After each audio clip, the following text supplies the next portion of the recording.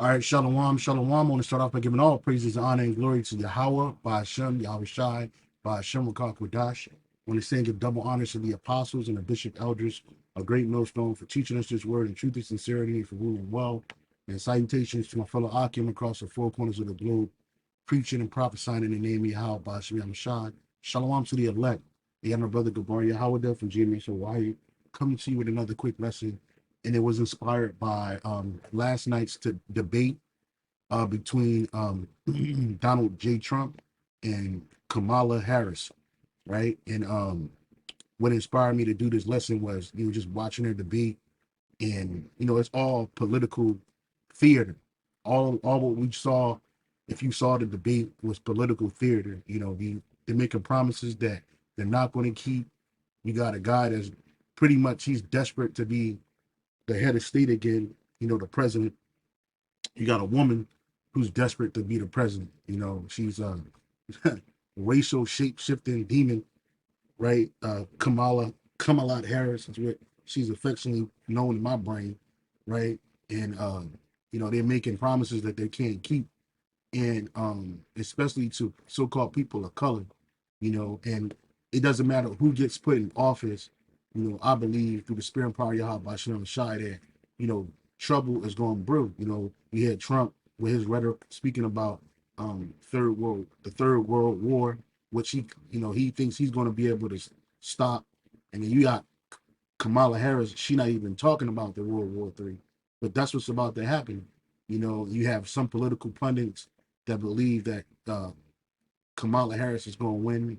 You got some proponents that think that or pundits or proponents for Trump believe he's going to win, but they're both of the same coin, right? It's two sides to the same coin, Democratic and so-called Republican. And if you are an insider, you can tell by this handshake that she's giving Trump. This is a Masonic handshake, for women shaking men hands who are initiated, and both of these people are initiated. These people are Satanists. They don't have any part for you. And then also what made me want to do a lesson on this was this quote right here, a supposed tweet by Kamala Harris. She says Donald Trump has no plan for you. And then someone down here says, you don't either, sis, we're doomed. Right. And then in reality, they do have a plan. They're gonna oversee the controlled demolition of the American economy and ultimately the destruction of America. All right. It's just about who's in office. That's all they're doing. And there's no place in this political theater for you so-called Negroes, Latinos, Native Americans, Seminole Indians, because we're the ones that's important, right? The Israelites. This whole thing has always been geared toward destroying the Israelites. And I'm going to go back to a particular president, Lyndon Baines Johnson, right? And his thoughts on the so-called Negro here in America, right? Lyndon Baines Johnson, right? This guy, he was the former president, 36th president of the United States. He was a Mason. He was a high-level warlock. He was a high-level insider, all right? Just like Kamala Harris and Donald J. Trump, okay? And nothing that they do, nothing that they say is going to help deliver America or the Israelites, you so-called Negroes, Latinos, and Native Americans out of this place. The only thing that the only entity, only power that can deliver us from here is Yahweh Bashim Yahweh Shai, right? Because he's the one that brought these things upon us for our iniquities. Okay. This is the book of Baruch, chapter 4, and verse 25. Baruch 4 and 25. It says, my children, suffer patiently the wrath that has come upon you from the Most High. So slavery, the taking of the Americas, the destruction of the so-called native indigenous people here in the Americas, right, which are also Israelites, the enslavement of Southern Kingdom, so-called Negroes, West Indians, and Haitians, right, the disenfranchisement, the oppression, all of this, all that's the wrath of the Lord, the Jim Crow era, post-slavery or post-Civil War, which post-slavery, all of this, the things that are happening unto us today, is really the wrath of the Lord. And that's the face that we should be seeking, and not a man, not the face of a man or a woman. All right. So it says, my children, suffer patiently the wrath that has come upon you from the Most High. For thine enemy have persecuted thee, but shortly thou shalt see his destruction and shalt tread upon his neck. So we're about to see the destruction of Esau, Edom. He's our number one enemy, right? And all these political heads, they're our enemies, right? Right? They're not truly against each other. They can sling words and rhetoric amongst each other, but these people, they're on the same page. They know each other very well, intimately, right? So these people are on the same page, and we're about to see this man's destruction. You know, these people, they're jockeying for a control seat in the destruction of America. And that's all they're doing. My children, again, my children suffer patiently the wrath that has come upon you from the Most High. For thy enemies have persecuted thee, but shortly thou shalt see his destruction and shalt tread upon his neck. When we get this man in captivity, that's exactly what we're going to do. It says, my delicate ones have gone rough ways and were taken away as a flock caught by the enemies. And that's all this political show was and is about, right? Is to make our people go rough ways. We were the delicate ones. The scriptures call the men of Israel, we're like a comely and delicate woman to Yahweh Bashem Yahweh Shai, right? We're married to Yahweh Bashem Yahweh Shai. We're betrothed to Yahweh Bashem Yahweh Shai. We're not Esau's wife. We're not these heathen nations' wives. We're the wife of Yahweh Bashem Yahweh Shai, and we belong to Yahweh Bashem Yahweh Shai. What these people are going to usher in is the MOTB. That's what's coming. That's the plan, right? That's the plan that her and Donald Trump has. This whole CBDC system that's about to be pushed onto the people, right? You think that America is in trouble now? Wait till this election is over, right? And all hell's going to break loose in this country and in around the world, but particularly here in Babylon the Great, because this is what's being established. All right, this is exactly what's being established. This is the book of Jeremiah, chapter 51, and I'm gonna start at 7. It says, Babylon had been a golden cup in Yahweh Bashem Yahweh Shai's hands that made all the earth drunken. The nations have drunken of her wine. Therefore, the nations are mad, right? You know, these nations, they drunken the wine of America, right? Her democracy, you know, her feminism, her ABC agenda, all of that. I was watching a video of houses in Brazil, and inside of one of the houses, it had a sign that said, "Be a feminist like me," right? In one of the rooms that was made for a woman. And then I thought to myself, I was like, yep, all these nations have drunken the wine. And then I saw another video earlier today of people in Brazil protesting in the street. I'm not sure how long ago it was, but they were protesting against their own government, and they were hoping that Trump get in office. That's what they said. There's a lot of people that want to see this man in office, right? Nero, that's who he is.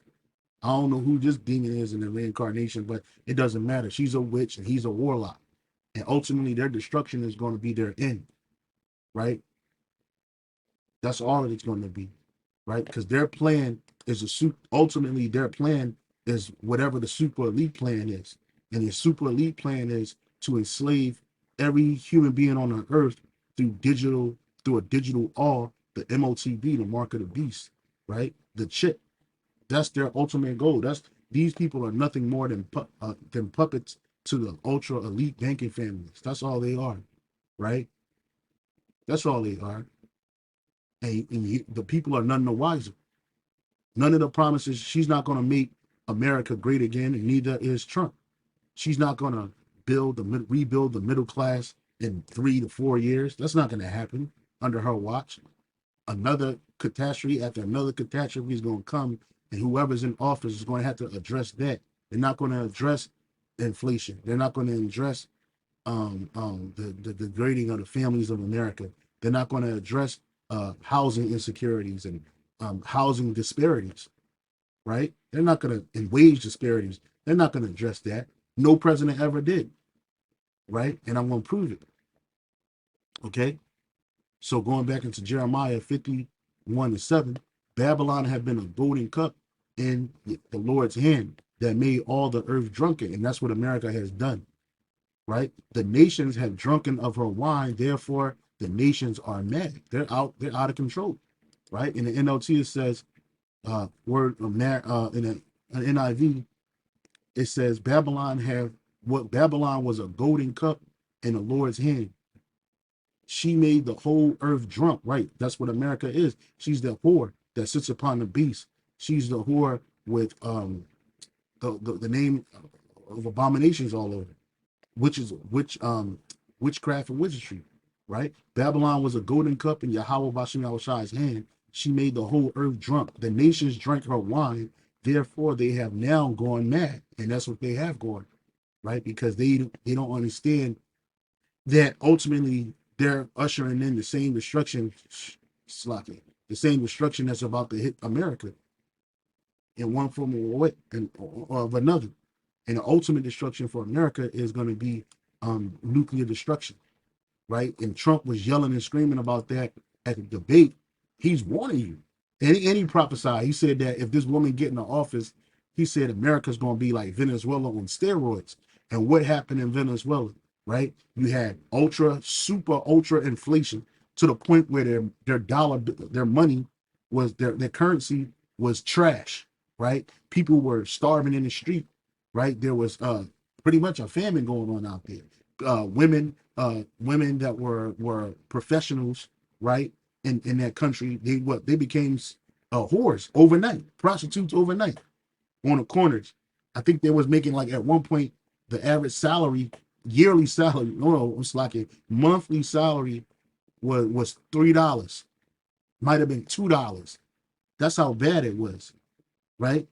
But the same thing's going to happen if this man gets in the office, right? Destruction is coming, right? And you can't stave that off. The Lord has proposed for World War III to happen. This is the book of Revelation, chapter 11, verse 14. Revelation 11 and 14. It says, the second woe is past, and behold, the third woe cometh quickly, right? And the second woe was the Second World War. The third woe is the Third World War. And immediately after World War II was ended, right? We had the Cold War between America and Russia, and we still have that going on today via proxy wars between these two powerful nations, and they're both Edomite nations, right? If you saw the debate last night, both of them talked about Putin, right? And they try to get the American public to be swayed by her charismatic appearance, and then they try to get it swayed through his charismatic appearance, you know. But at the end of the day, this is nothing but a show, because that third woe is coming quickly, because the Lord have established it. Scripture says that the word of the Most High doesn't go out void, right? It doesn't return to the Most High void. It doesn't. Wherever he said it is going to be set, right? So it says back in Jeremiah 51:7, Babylon had been a golden cup in the Lord's hand and made all the earth drunken. The nations have drunken her of her wine, therefore the nations are mad. Babylon is suddenly falling, destroyed. Howl for her, take balm for her pain. If so be she may be healed. We would have healed Babylon, but she is not healed. Forsake her. Let us go every one into his own country. For her judgment reacheth unto heaven and is lifted up even to the skies, right? So the Lord have already condemned this place, right?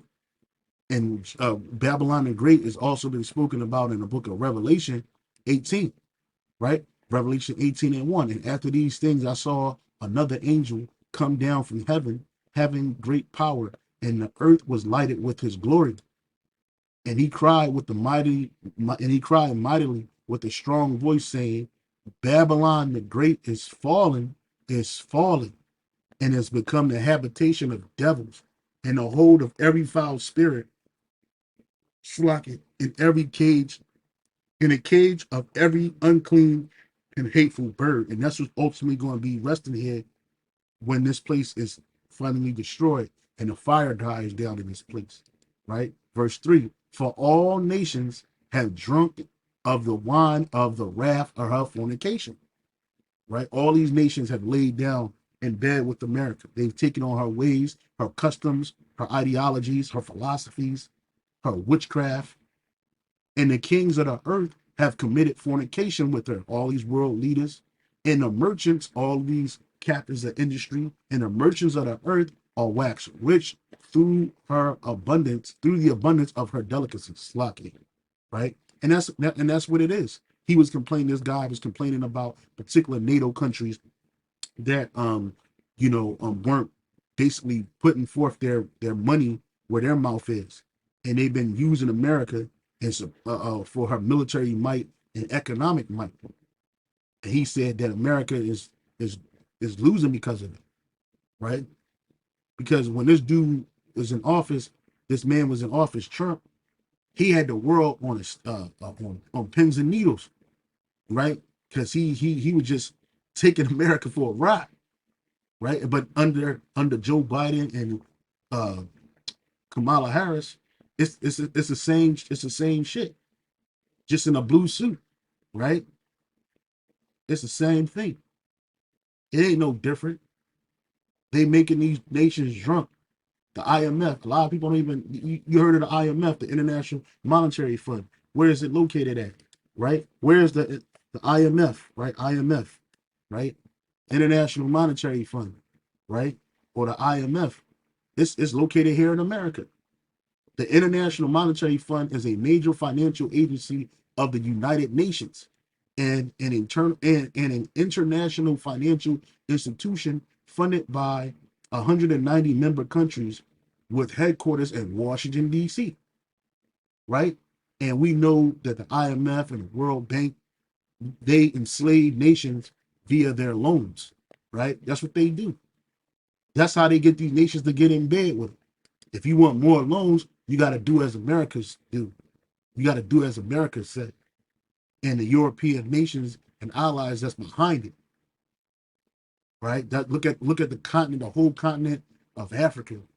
Look at all of South America. All of them are in the vice grip of the IMF and the World Bank. Okay, where's the World Bank located at? Right? Was it WBO? Not WBO. The World Bank, right? The World Bank headquarters. The World Bank headquarters is in Washington, D.C. You see? You got the IMF and the World Bank headquarters.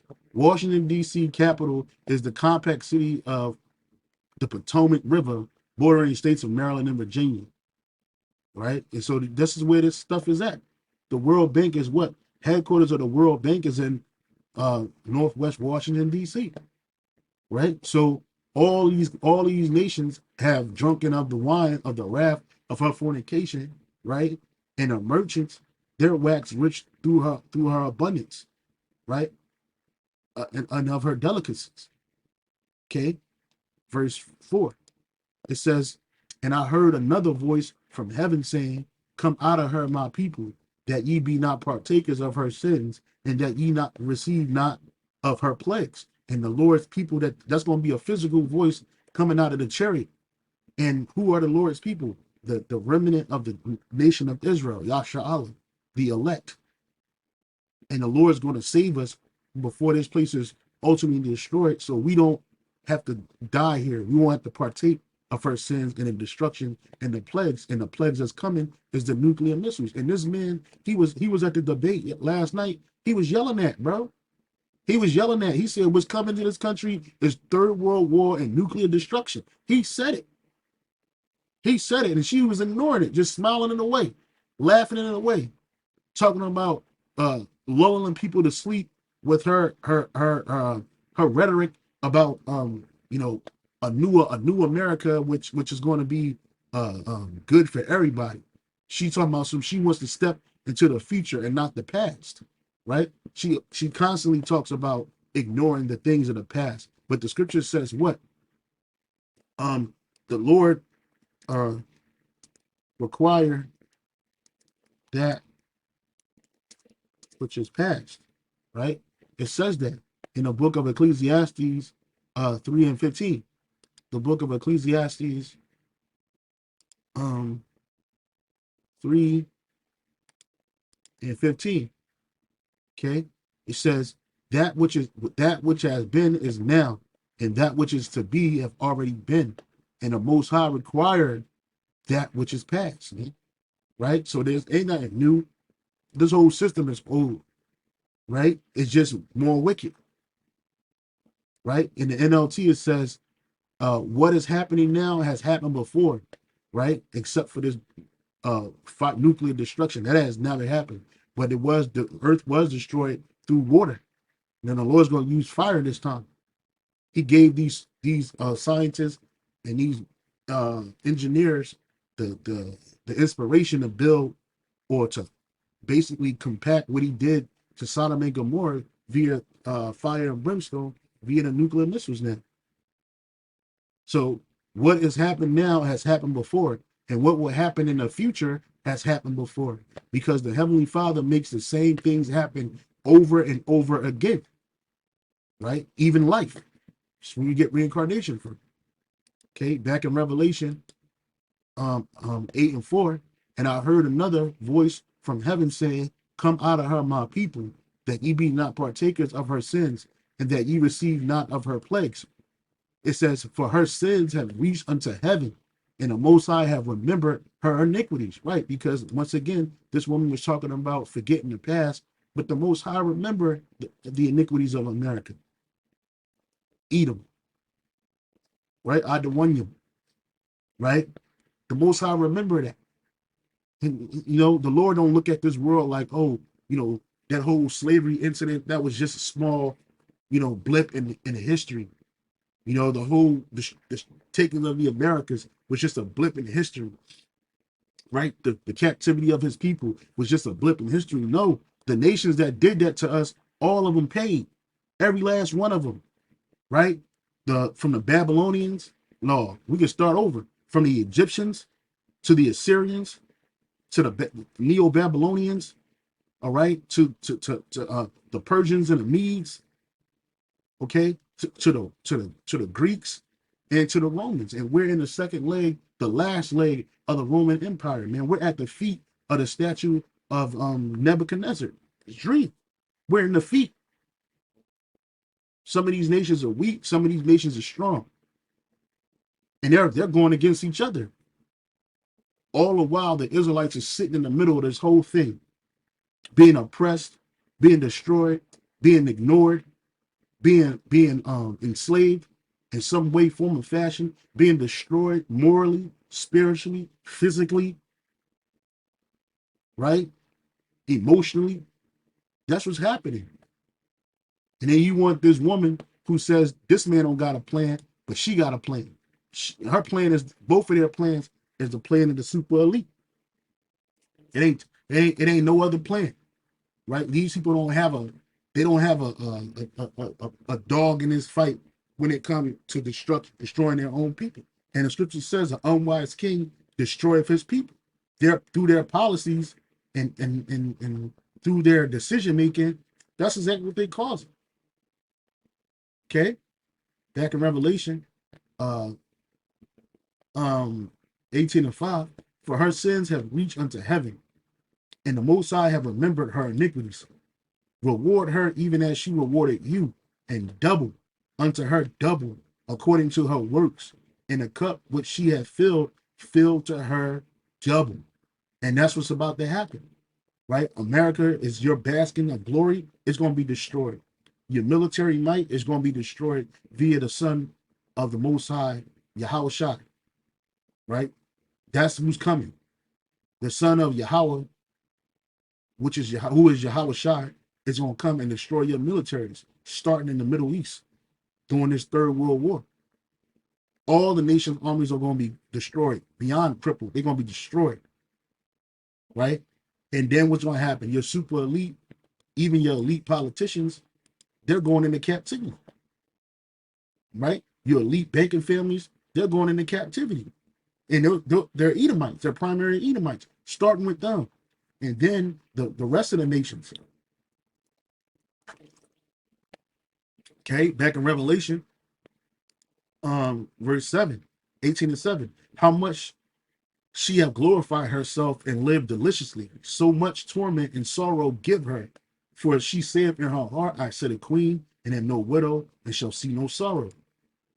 Therefore shall her plagues come in one day, the nuclear destruction, death and mourning and famine. And she shall be utterly burnt with fire. For strong is the Lord power who judgeth her. And that's where this judgment is coming, right? Don't get it confused. These people are not going to make America bounce back. They're not going to heal America. Let me see if I finish that. Um, Back in Jeremiah 51 and 9, we would have healed Babylon, but she is not healed. Forsake her. Let us go everyone into his own country. And that's what these nations are going to be doing. They're going to be trying to flee America. They're already starting.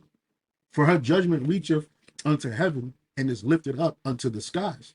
Right? Again, this is backed up in Revelation 18. Right? The Lord is about to destroy this place. Right? This place ain't going to bounce back. Right? Your witchcraft and wizardry is not going to prevail. Right? Your problem. The scripture says what? Go now with the prognosticators.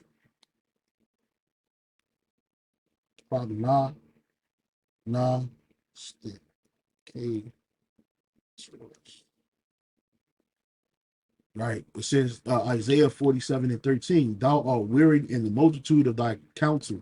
Let now the astrologers, the stargazers, the monthly prognosticators stand up and save thee from these things that shall come upon thee. Right. And we know that the president during his or her inauguration, that's an augur, right? And they become the top warlock of the country, right? The top political warlock of the country via that. So the Lord said, wait, go with these astrologers and your stargazers and see if they're going to deliver you. And in NLT it says, all the advice you receive has made you tired. Where are all your astrologers? And they deal with witches and warlocks, priests on the left-hand side at high level, right? Those stargazers who make predictions each month, let them stand up and save you from what your future holds, right?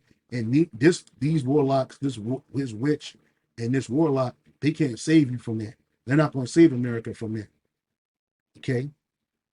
Because you people, you have the Lord people in a chokehold, a stranglehold down here. He was talking about, I mean, the moderators mentioned, him speaking about her complexion, her so-called ethnic background.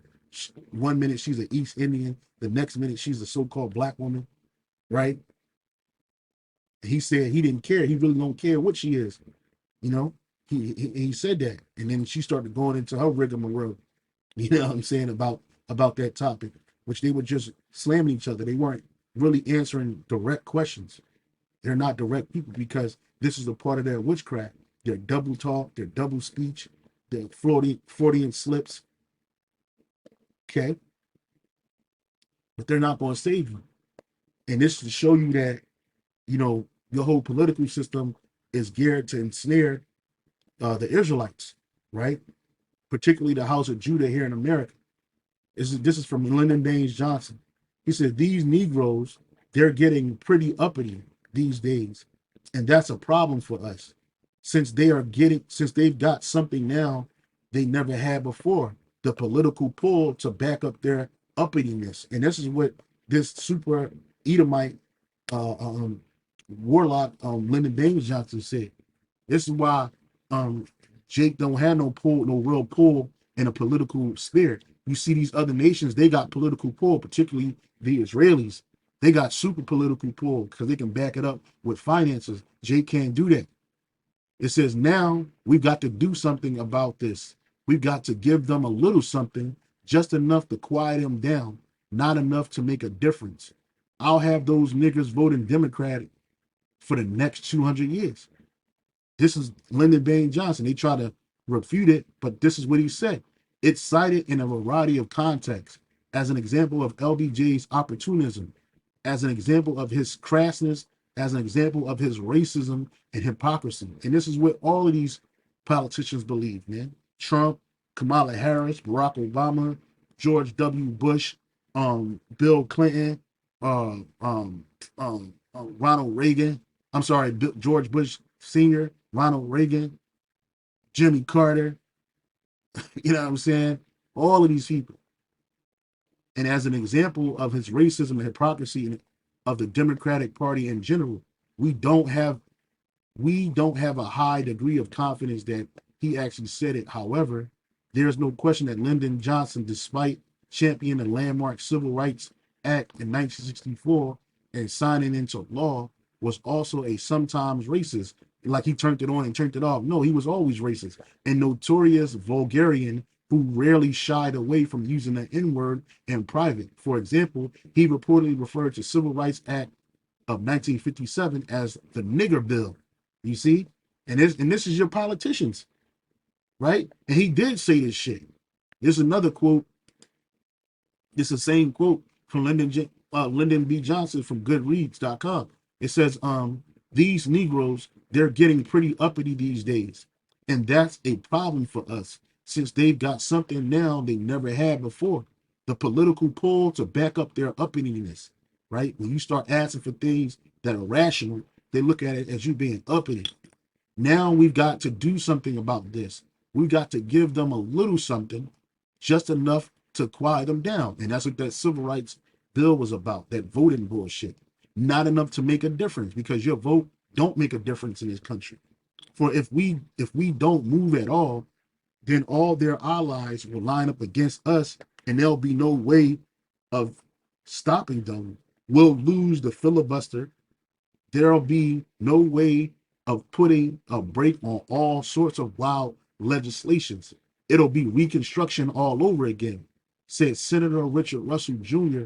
regarding the Civil Rights Act of 1957. Right? And we know that Reconstruction, that was an opportunity when Jake's so-called black men, former slaves and free men, they became senators and politicians. Right now they're reduced to the black caucus. They made the senators and congressmen, but they ain't doing nothing for you, right? And they don't want that. They don't want Jake in a leadership position. These devils remember what happened in the at the fall of Rome. They remember that. They remember the Middle Ages. They don't teach you about it, right? The vast majority of you so-called Negroes in America, you don't know anything about the Middle Ages, right? Except the iconoclast that you've learned in school, in your so-called schools of education and thought. But these devils, they remember that shit. And so they keep you at bay. And when he was saying this about Jake, he says, if we don't move at all, then their allies will line up against us, and there'll be no way for us stopping them. That sounds just like what the Pharaoh who knew not Joseph said. This is Exodus 1:8. Now there arose up a new king over Egypt, which knew not Joseph. And he said unto his people, behold, the people of the children of Israel are more and mightier than we. Come on, let us deal wisely with them, lest they multiply. And it come to pass that when there falleth out any war, they join also unto our enemies and fight against us. So get them up out of the land. Therefore they did set over them taskmasters to afflict them with their burdens. Remember, the scripture says that what has been in the past is now and will happen in the future, right? So we're going through this. We've lived through this, right? And it says, therefore they did set over them taskmasters to afflict them and with their burdens, and they built for Pharaoh treasure cities and Python and Ramesses. But the more they afflicted them, the more they multiplied and grew. This is the reason why you have Planned Parenthood to try to destroy our numbers. And these people were arguing over abortion bills. And both of these people are for abortions. And abortions affect disproportionately Israelite women and children. right? Our women go to get abortions and commit womb murder like it's going out of style because these people, they champion it. They push that. And they were talking about rape and incest, which those are at a minimum. That kind of shit don't happen as much as women who have sex and get and bear have children in the womb, and they decide to kill the baby because they want to live their life for whatever reason. See, so this is all geared to stop Jake, right? It says, but the more they afflicted them, the more they multiplied and grew, and they were grieved because of the sons of Israel. And that's what it's really about, destroying the sons of Israel, right? That's all this is about. Okay. And so you shouldn't be out here trying to vote. We say this every 4 years. Every 4 years, we tell you the same thing. From the apostles to the bishop elders, they say the same thing. Jake, you ain't got no business voting. You know what I'm saying? Because these people don't have your best interest. They're not of your brethren. None of these people, not even Barack Obama.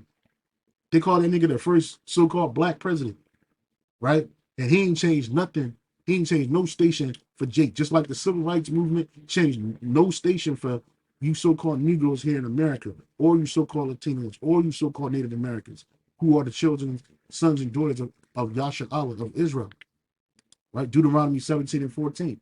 When thou art come to the land which Yahweh, Bashem Shai, thy God, giveth thee, and shalt possess it, and shalt dwell therein, and shalt say, I will set a king over me, like as all the nations that are about me. Thou shalt in any wise set him king over thee, whom the Lord Yahweh, Bashem Shai, thy God, shall choose. One from among your brethren shalt thou set king over thee. Thou mayest not set a stranger over thee, which is not of thy brother, right? And this man is not of our brother, and this woman is not of our sister. First of all, a woman ain't even supposed to be ruling over you. That's out of order. And that start with the body of believers. We ain't supposed to have women teaching and ruling and usurping authority over us.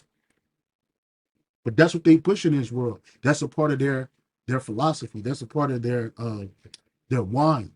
1 Timothy 2 and 12. But I suffer not a woman to teach, nor to usurp authority over the man, but to be in silence.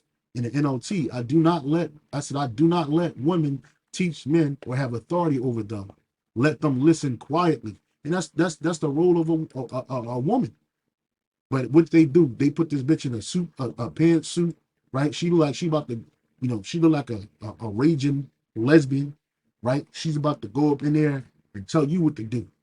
That's out of order, right? This woman is she ain't supposed to be ruling over you, and neither is this devil, this stranger, a man of another nation, right? You ain't supposed to make them king, but you got Jake split down the middle, some on the right, some on the left, or the left or right, whatever they call it. I believe the Democrats are the left and the right are the conservatives, right?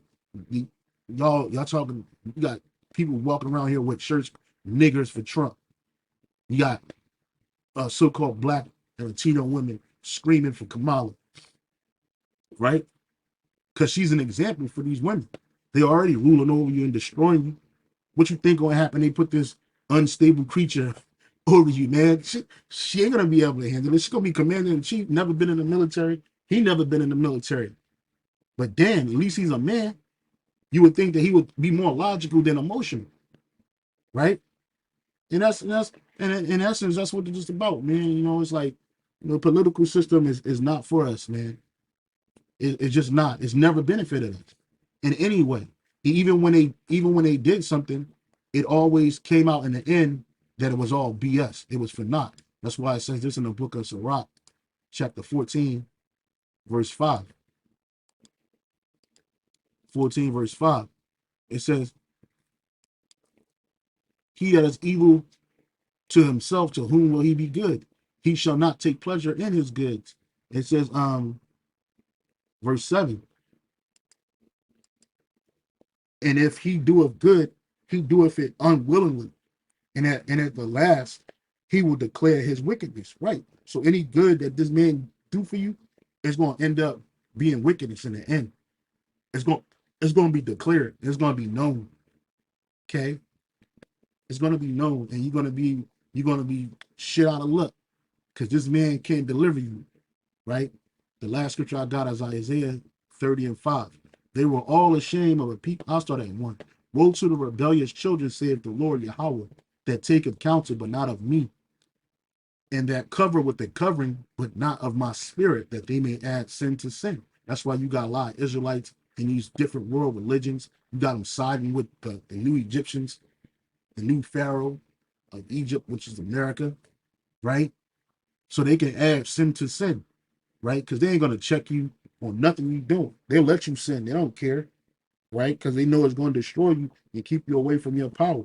That walk to go down into Egypt and have not asked at my mouth to strengthen themselves in the strength of Pharaoh and to trust in the shadow of Egypt. Therefore shall the strength of Pharaoh be your shame, and the trust in the shadow of Egypt your confusion, because you're gonna find out that it's not gonna help you. And you're gonna be wondering why. Why is this? What's going on? I voted. I did this. I thought my vote count. Verse 5, they were all ashamed of a people that could not profit them, nor be in help, nor profit, but in shame, and also of reproach. And that's what's going to happen. You're going to be ashamed by putting your trust in these people because they can't help you, right? Jeremiah 17:5, thus saith Yahweh by Shem Shai, cursed be the man that trusteth in man and maketh flesh his arm, whose heart departed from the Lord. And in LT, this is what Yahweh Bashem Shai says. Cursed are those who put their trust in mere humans, who rely on human strength and turn their hearts away from the Lord. And that's what you're doing when you jumping in bed with these politicians, right? Every 4 years, the world stage is on America for the new president. And you jinx, you running to go put your 2 cents in, showing these elite how controlled you are by their system, right? But you're gonna be cursed because this man can't save you. Trump can't save you, and neither can Kamala Harris save you. Donald Trump, he can't save you, and neither can Kamala Harris save you. They don't want to save you. They don't care about you. When this place goes up in flames, they ain't gonna be having a whole opening up Air Force Ones, and there's a lot of Air Force Ones. There's a lot of different planes. They look the same. I seen it with my own eyes, right? When I was in the military, right? They got a whole bunch they got a fleet of Air Force Ones type planes. And they ain't gonna put none of you niggas and spiggers and that's what they call you. None of you so-called Negroes, Latinos, and Native Americans who voted for these people. They're not gonna put you on that plane when America's being bombarded with nuclear missiles. They're not gonna invite you to their deep underground military bunkers. They ain't gonna invite you into there. They ain't gonna put you on a SpaceX shuttle and get you to the ISS. They ain't gonna do that. They're gonna sit and watch you burn and laugh, right? Just like Hillary Clinton did when Muammar Gaddafi died. He came, we came, he conquered, he's dead. Or we came, we saw, we conquered, he's dead. And she was happy, right? That's how they're gonna be with y'all, right? So hope you're edified with that. We say shalom on to the next. Hey, we almost out of here. This thing is gonna get real hot. We have 2025 gonna be a year to remember. I believe that, and we hastily pray for the day of redemption. So with that, say shalom.